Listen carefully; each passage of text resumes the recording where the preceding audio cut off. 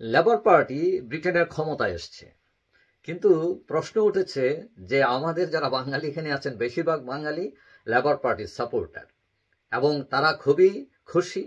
কিন্তু প্রশ্ন দেখা দিয়েছে যে এত খুশি হওয়ার কারণ কি?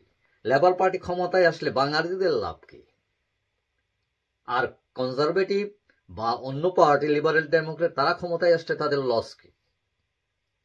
কথা হচ্ছে প্রত্যেকটা এথনিক কমিউনিটি যারা আছেন, সংখ্যালঘু যারা আছেন, তারা সবসময় তাদের লাভ কোথায়, তারা কোথায় সেফ ফিল করেন, তারা কোথায় বেশি সুবিধা ভোগ করতে পারবেন, কোন দল তাদেরকে বেশি সাপোর্ট করবে, এইটা ক্যালকুলেশন করেন তারা।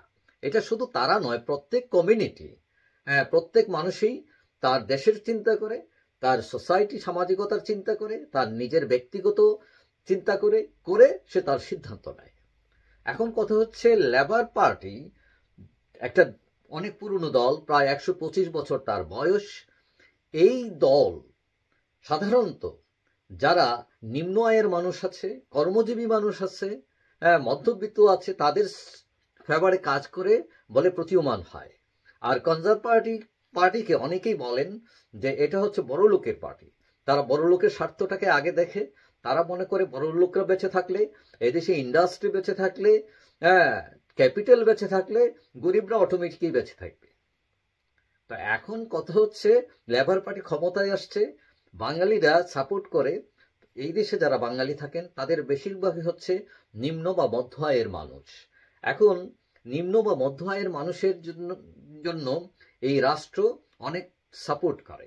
আপনারা জানেন যেখানে একটা বেনিফিট সিস্টেম আছে।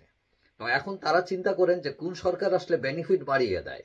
বিভিন্ন ধরনের বেনিফিট আছে, universal credit, child tax credit, housing benefit, তারপরে ডিসেবিলিটি বেনিফিট, তারপরে পেনশনের ব্যাপার আছে।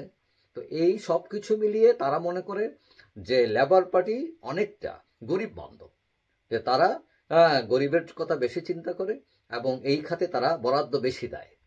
তো এইটা হচ্ছে অন্যতম কারণ। তারপরে আপনার যে পরের জিনিস আছে যে হাউজিং, তারপরে এনএইচএ, স্বাস্থ্য ব্যবস্থা।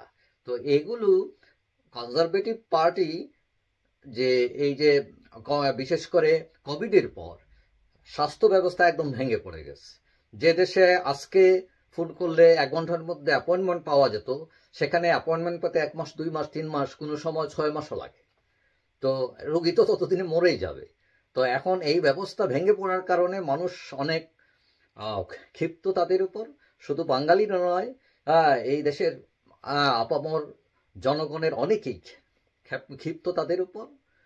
তারপরে হাউজিং ক্রাইসিস, অনেকে বাড়ি পাচ্ছেন না, অনেকে ইভেন কি পয়সা দিয়েও বাড়ি পাওয়া যাচ্ছে না। মানুষ যেভাবে বাড়ছে, ঘর বাড়ি সেভাবে বাড়ে নাই। তো এই হাউজিং ক্রাইসিস আছে, বেকারত্ব আছে, দ্রব্যমূল্যের দাম অত্যধিক। এই যে অবস্থা, বিশেষ করে ব্রেক্সিটের পর ব্যবস্থা আরো ভেঙে পড়েছে। তো এই সব কিছু মিলিয়ে মানুষ কনজারভেটিভ পার্টির প্রতি একটু হতাশ ছিল।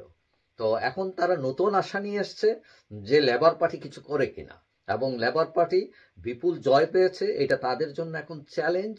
এবং বাঙালিরাও চিন্তা করছেন যে তারা বেনিফিট বেশি পাবেন, লেবার এসছে, এখানে ইমিগ্রেশন তারা অনেক সহজ করবে, এইটাও এই বাঙালি কমিউনিটি বেশি বিবেচনা করেন।